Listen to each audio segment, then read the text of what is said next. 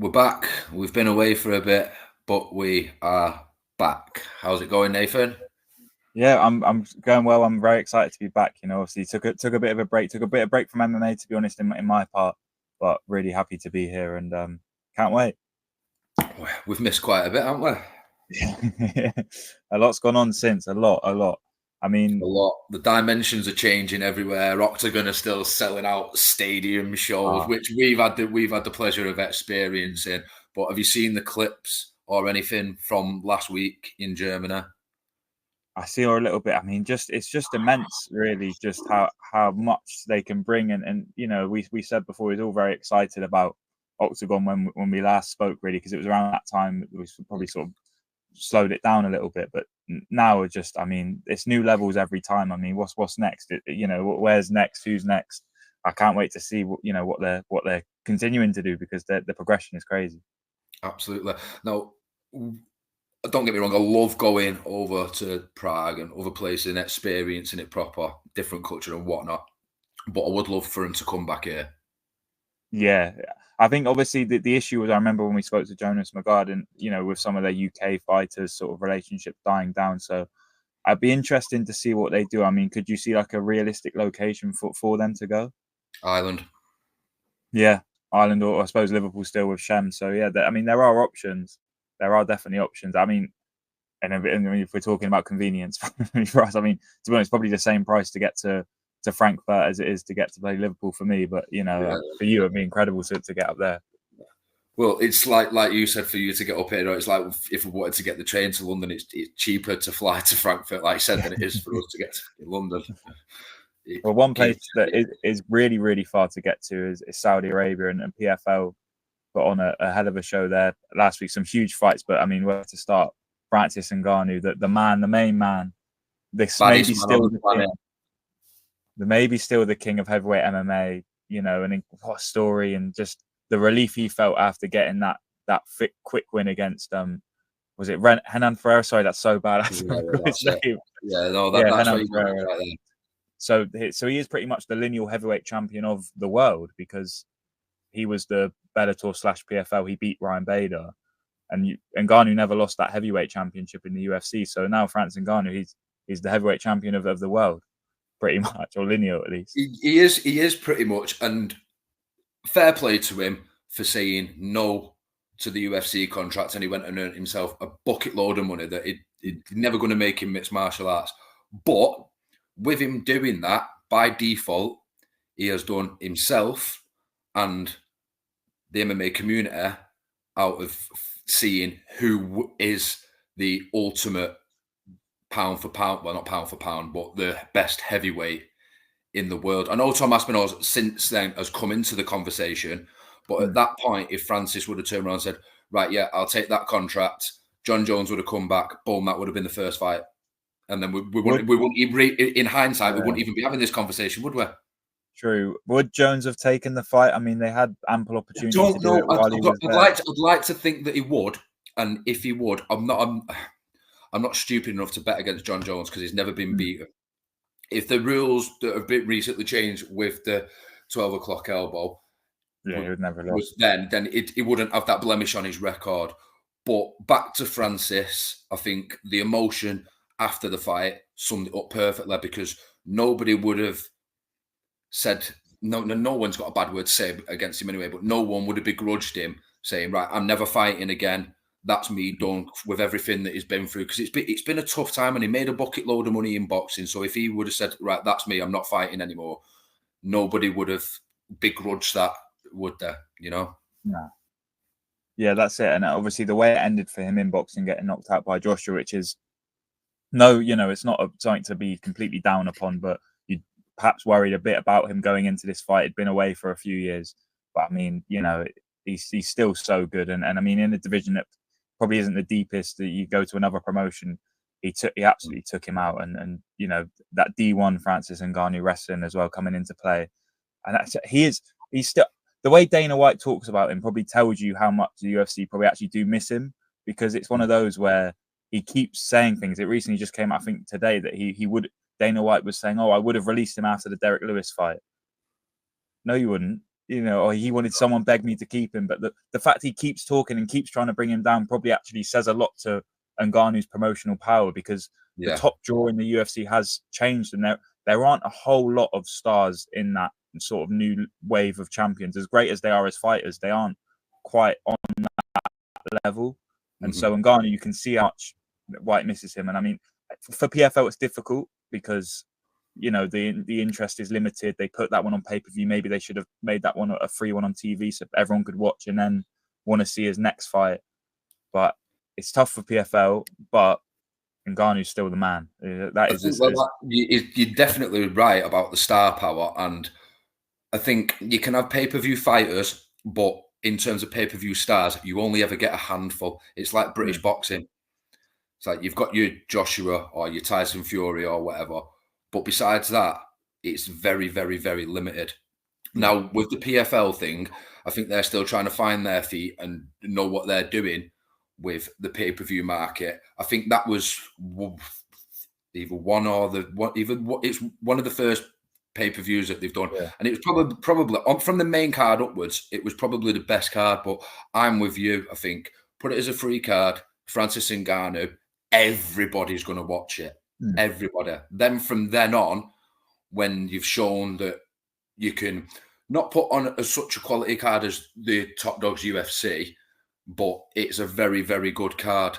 And if you got Ngannou on the next one that you can put on pay-per-view, then it can grow from there.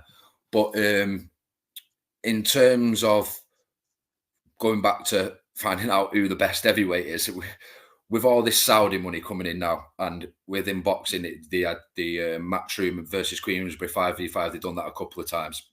There's been talk of Turkey Al Sheikh and the Saudis wanting to do a PFL versus UFC 5v5. I just can't see I think you could give the UFC $2 billion, and they still wouldn't go for it, because you know what Dana's like. And if the PFL fighters were to embarrass the UFC fighters after everything that Dana's been saying, and it's not going to go well, is it? Now that's going to lose the UFC star power, so to speak, and then it'll shift. Everybody will be questioning: is the UFC really the best in the world? Then, yeah, there's no way. Just because they're owned by the TKO holding group, they also own WWE. Into the same conversation in wrestling, could we get a WWE AEW card?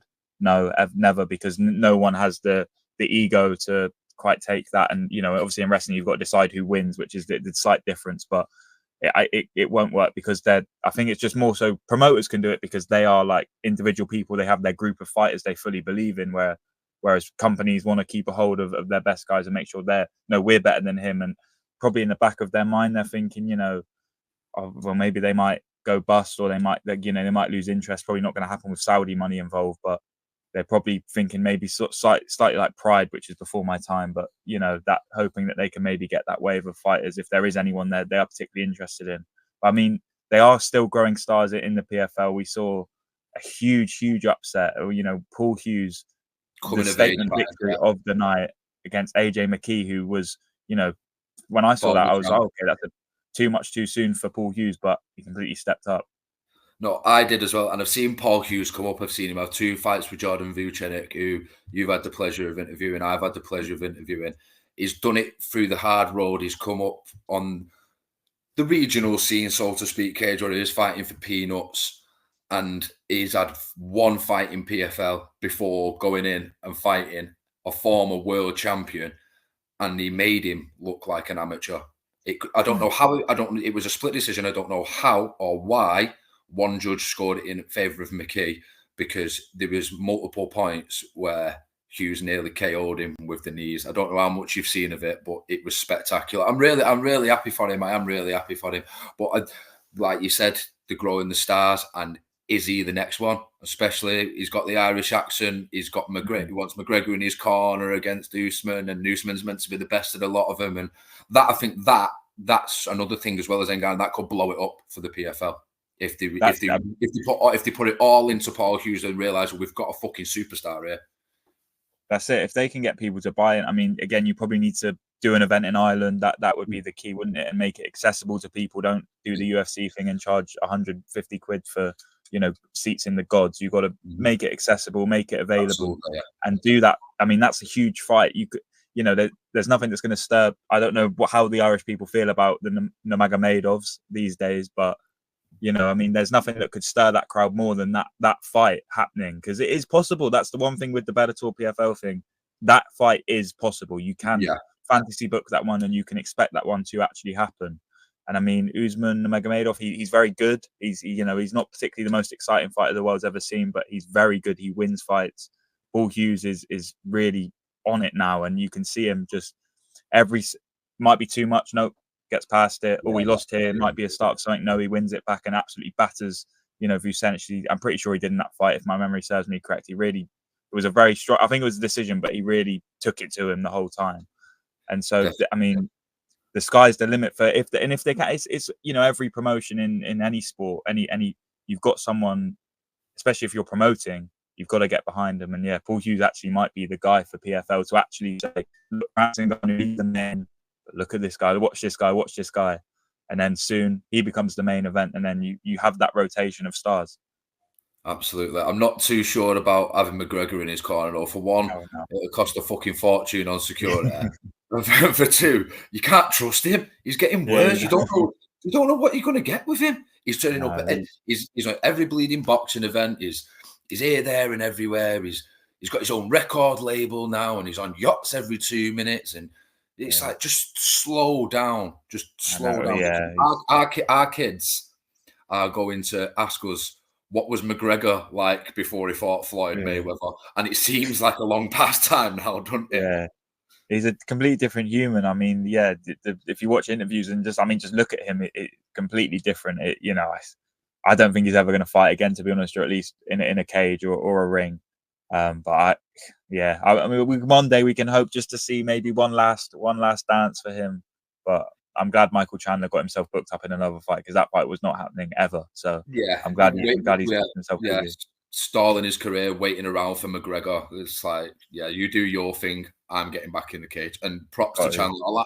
I like Chandler. He's sort of done it not the hard way, but he's done it harder than most. He had to go on Bellator and win titles there and stuff, But he's in a good position, Chandler, now. So good luck to him. And I mean, if we do switch over to UFC, I mean, I'll be honest, I got sort of burnt out on MMA, these Apex cards, these fight nights that were uninspiring. You look at the card for this weekend, UFC 308. This is unbelievable. The fight of the year, potentially, Topuria versus Max Holloway. Wow. I mean, that's a fantastic fight. I mean, what do you expect from it? I'm going with Topuria, but with that said, I'd be a very daft man to bet against Max Holloway as well. I think Topuria is an animal. I think you're only as good as your last fight, and if he's just beat the best pound for pound, who's considered the best featherweight champion of all time, then if he can do that to Volk, what can he do to Max? But then again, with Max, he doesn't stand in range. No one knows what he's going to do with his T-Rex arms. He's a foot taller than Topuria. He likes to box. He likes to move. I don't even think Max knows what he's going to do himself. It's like the teep kicks. It's like the kick that broke Gaethje's nose at the end of the first round at 300. They're the type of kicks that people keep opponents away with. He threw that not to keep it. That was like I think he was looking to knock him out with that kick, Yeah. And I don't think Topuria knows what he's letting himself in for, really. It's going to be interesting. I mean, I do think he's going to win, though. I just think he's too strong. Too strong, too powerful. Topuria looks so incredible against Volk, and Volk, beat Holloway 3 times. So if the math's right, then he should beat Holloway. But the height thing's interesting, actually, because it reminded me of was it the Jai Herbert fight that Topuria had, where Topuria got caught by Jai Herbert? Yeah. They were talking about this the other day, yeah. And if Holloway catches, Topuria, then that changes things, because Holloway is one of the best in the world, and he will capitalize on it no matter what. So it does possess an interesting thing, and obviously Topuria's wrestling is very strong. Holloway's defense is strong. has Holloway slowed down a little bit? That's probably was the conversation going into the Gaethje fight, but after that, no one's talking about that anymore because he scored the best knockout of all time in that fight.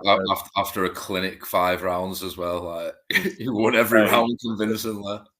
I don't know. It's hard. Again, how can you rule out Max Holloway against against Topuria? But how can you go against Topuria after how good he's been and just how incredible his rise has been? And you talk about stars. He's someone that the UFC probably will look to because he's huge in Spain. He's got like Sergio Ramos at all his fights.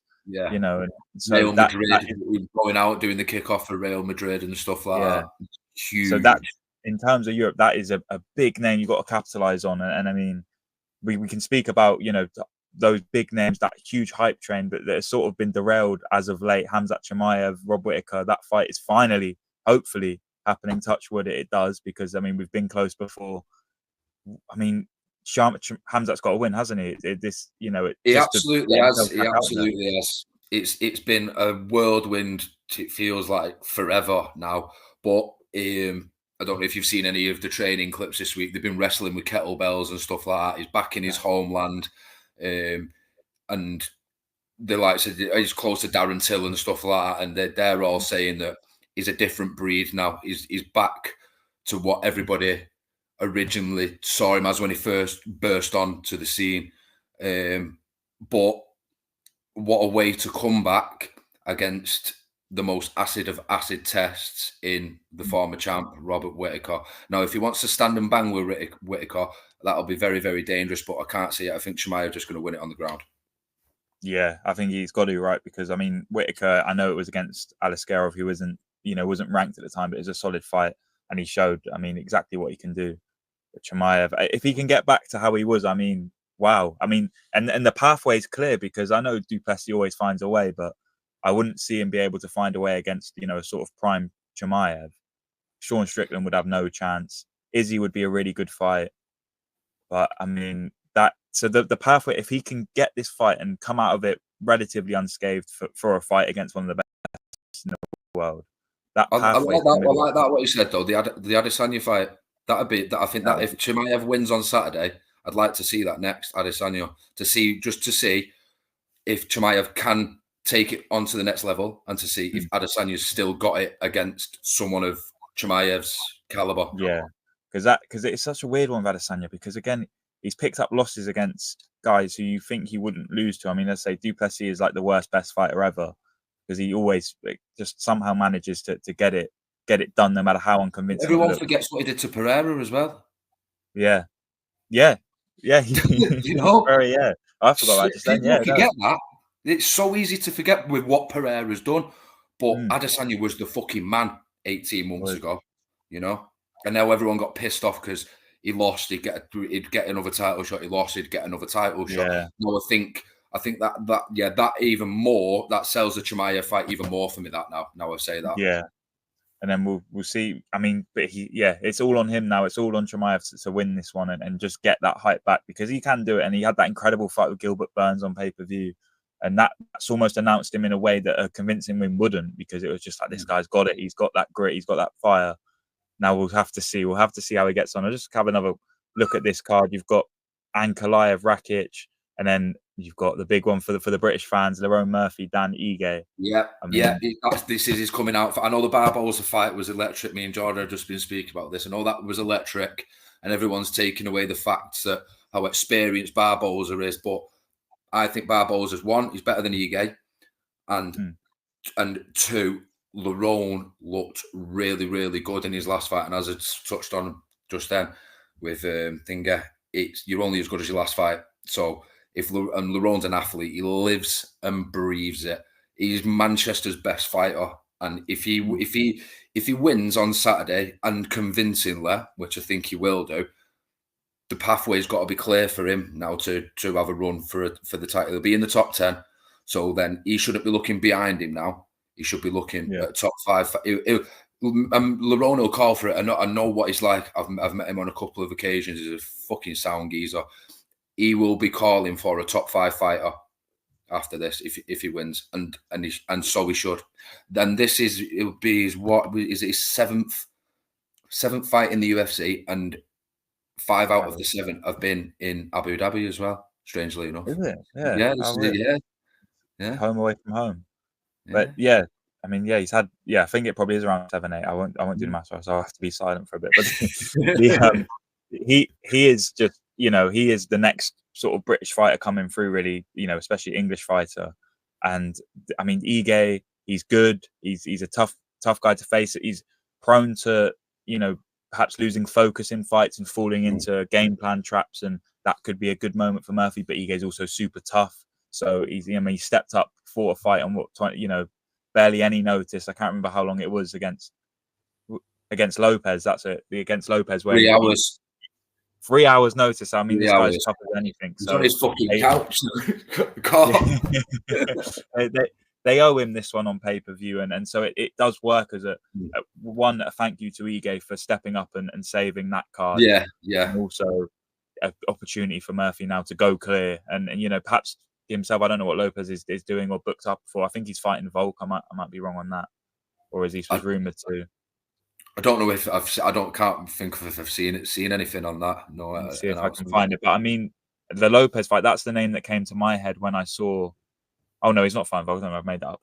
Or maybe that might be Lopez's next fight. But if maybe you're looking at a guy like Lopez or someone in that top 5, and he is probably the example of this guy's come from nothing, and he's now a contender. Murphy's been in the UFC for what feels like a while now, and he's winning fights. Now's the time you score that massive win, hopefully a finish, and you announce yourself onto the scene in a card that a lot of people are going to be watching. People will be tuned in for this one because it's the main card of a pay-per-view that people are actually interested in. I think there's a lot of variables with this particular fight, but one thing that people need to take massive consideration in is the Barbosa fight was 5 rounds. Lerone could go all night. Could go all night, and I think these 3 rounds are going to be a fucking breeze for him on Saturday. It's going to be interesting. I'm just looking through the rest of the card. I mean, you got RDA in action. Will that maybe his retirement fight against Jeff Neal? We'll have to see. I mean, tough as nails.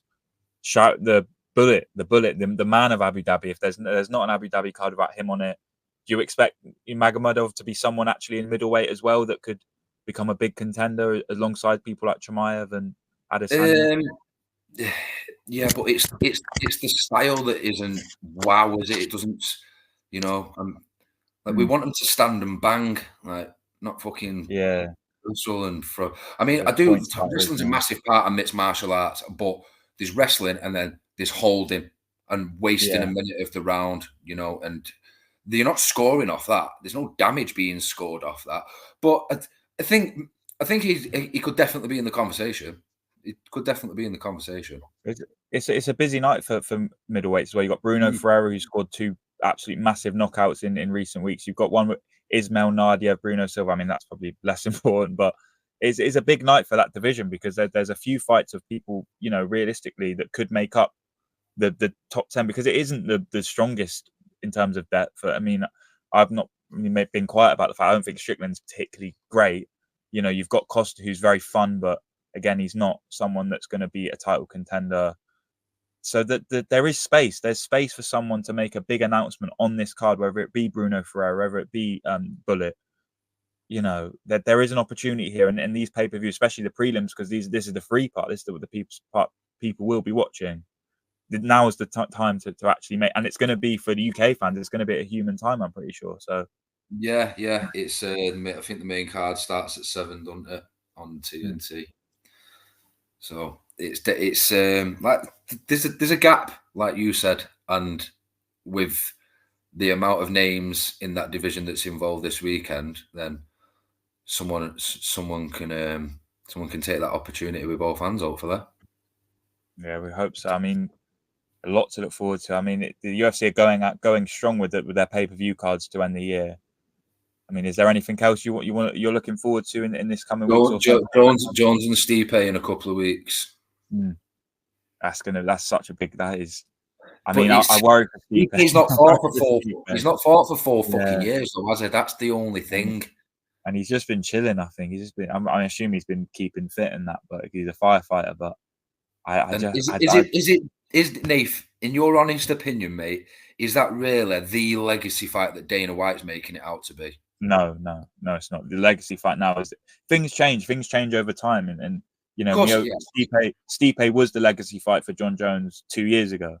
You know, Francis Ngannou was the legacy fight for John Jones last year. Now it's Tom Aspinall. That is the fight because he is the young guy coming through, and that's the person you need to make your name off. If you're saying, look, I am the greatest of all time, which John Jones has a very, very good argument, perhaps the strongest one of. But you have to beat the next guy. You can't beat the old guy. You have to beat the next guy. Then he can say he's beat the man of the next generation as well. Yeah. You know? That's it. Absolutely. It's the same way, you know, Floyd beating Canelo looks great on. I mean, I don't know so much about boxing, but that looks great on his record because Canelo then went on to be the best guy. And then, you know, and Floyd can go, well, I schooled this guy. You know, he's only good because he fought me. So John Jones can say that. Yeah, definitely.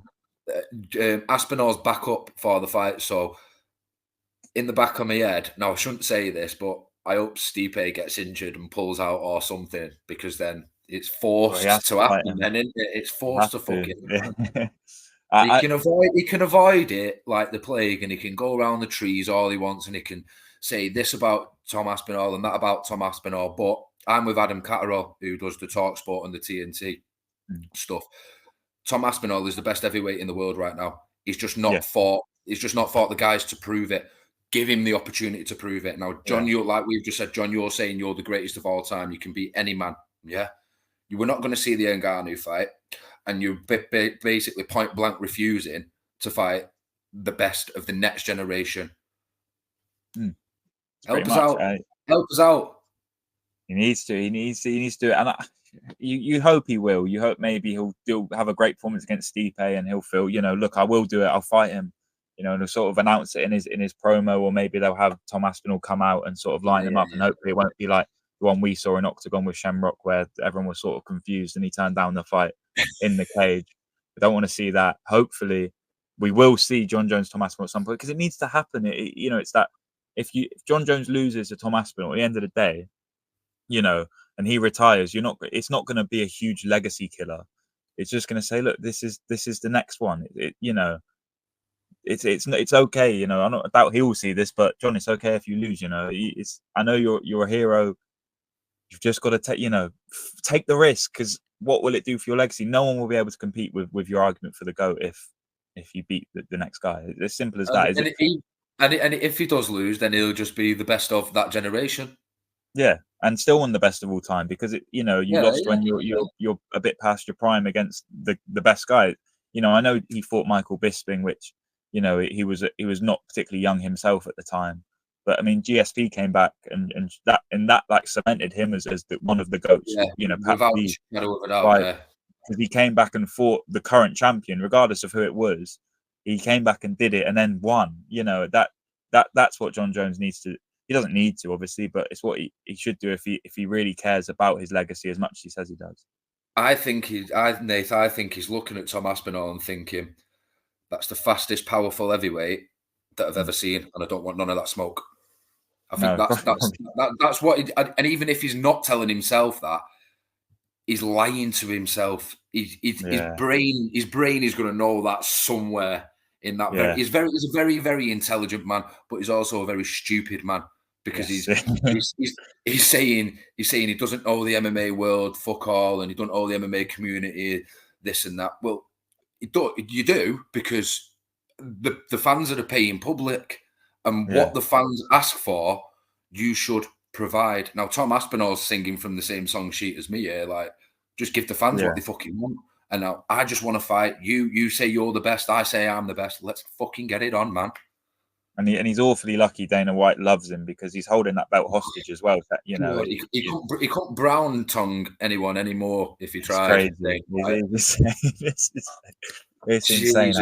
Dana White, what he's doing. Jones posters in his bedroom, Dana, and everything. Know, you saw the way he reacted when he got his card on like the UFC trading cards. He went absolutely mad. It was just a normal card. It wasn't like anything special. But seeing his fucking ass. So Dana White's I don't like him. He's a strange fella.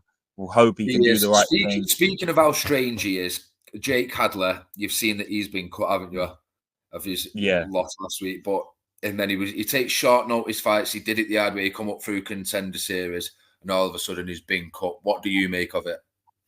I think, unfortunately for Jake, and it's probably not so much on him, but you don't get a second chance to make a first impression. And I believe, if I'm right, at least reports are saying, you know, when he first made that contender series bout, he upset a lot of people with the way he was and his attitude. And I remember being quite a lot of controversy surrounded his that fight, I'm pretty sure. Yeah. And maybe that set people off the wrong way. I think his only UFC when he missed weight. And it's those little things that, you know, and it's nothing, you know, it's something that he's only young, you know, he can come back from it. But I think maybe that bad first impression, and you don't win your next couple fights, and then you miss weight, it probably all just adds up. And they think, you know what, we're not going to deal with this. I mean, they've been harsher to better fighters, you know, if you look at the Makayev thing. So Makayev, that was the net. Yeah, I was just going to say that. Yeah, it's one of them. Brutal, aren't they? They're fucking brutal. They can. The thing is, they can afford to be. You know, I'll be the last person to stand up for the UFC because, you know, fighters should get paid way more than they do, and etc. And I can't stand, you know, all the politics that surround the UFC. But if you aren't someone that's winning, and you're not, if they can cut a fighter that's winning and you know, perhaps not winning entertainingly, but he's still winning in a sport. It's not, you know, this isn't, you know, a TV show. If they cut a fighter that's losing, as good as he might become, it's one of them. He's going to have to find himself elsewhere, and that's possible now. At least the landscape is open enough that he can go to PFL, he can go back to Cage Warriors, and he can start to establish himself again, and then hopefully maybe get a contract with PFL or Bellator, you know, whatever they are now, and start actually making money and becoming a draw and using that potential and fulfilling it in somewhere that might be better for him. We've seen it work for Brendan Loughnane. I think that's how you say it. It's worked for him. It's a path that you can take, and so hopefully now it's that moment now where he can start fulfilling that potential. And this is the wake up call that, look, I haven't been at my best. Now it's time to really get to it. I think that's the beautiful thing about the UFC. When they set the standard, they were the first ones to ever do it. But now there's a lot of other promotions that have got a lot of weight behind them and a lot of star power. So like Dan Hardy's pushing it for the PFL, the Bellator link up, Octagon that we've experienced in Eastern Europe. They're all there. As you just mentioned, Brendan, he was contender series, fought his heart out, didn't get the contract, and now he's a world champion. And that's both looking at it from both angles. That's both down to the UFC. For one, because there won't be any other promotion if it wasn't for the UFC, because people want to look at it thinking, well, we can do that. And for two, it was them that kicked him off and forced him down that route, you know? Yeah. They fumbled him really, and you know, and that was, they've missed a gem there. They've missed a gem because I know I've just said LeBron's the best fighter to come out of Manchester, which I do believe he is. He's a fucking athlete. He's a specimen. But Brendan is one hard bastard. He lives it. He breathes it. He's out in Thailand. I'm sure he's made Thailand his permanent residence now. Now that you can't ask for any more from an athlete, can you? If you was managing that fighter, that's the ultimate fighter that you want. Well, yeah, I mean, I'm just Brendan Loughnane. Is he a featherweight? Never mind. I mean, if you want to talk about fantasy fights and fantasy cards, their own Murphy, Brendan Loughnane for the Pride of Manchester. No, I think they're two good friends. No. Forgive me. I think someone said something about, who was it? I'm sure it was Adam Catterall. And I think he said Arnold Allen against Lerone Murphy. Arnold's a featherweight. Well, that's feasible as well. Yeah. Yeah. See, and I like that. I do like the sound of that. And what's Arnold ranked now? 7 or something. You know? I mean, that's the fight you can do. That could headline if they made. That could headline a card in Manchester, and, you know, start actually, you know, as long as they made it accessible for people, that's a fight people would pay to see. You know, absolutely. So that there is a lot of seed there, and I forgot about Octagon, to be fair. And then they recently, who was it? I can't remember his name. The Uzbekistani fighter they got in from UFC. They got him directly from there. Oh, I can't remember his name. Middleweight, Muradov. Murat, that's it. I can't. They got a coach. I struggle to pronounce a lot of them Eastern European names. Mate. They It don't come shows. off the tongue very easily. It shows that there is that room now for fighters to make money and get, build themselves up and build their reputation. So for Jake Hadley, he's got to look at. I'm sure he will. He'll look at this as now just an opportunity to bounce back and the minor setbacks for the major comebacks, and hopefully that will be the case for him because again, hell of a fighter with a whole ton of potential. Absolutely. And today was our comeback. It's That's first in a it. while. It's been very good to chat, Nathan, and we'll be on again soon.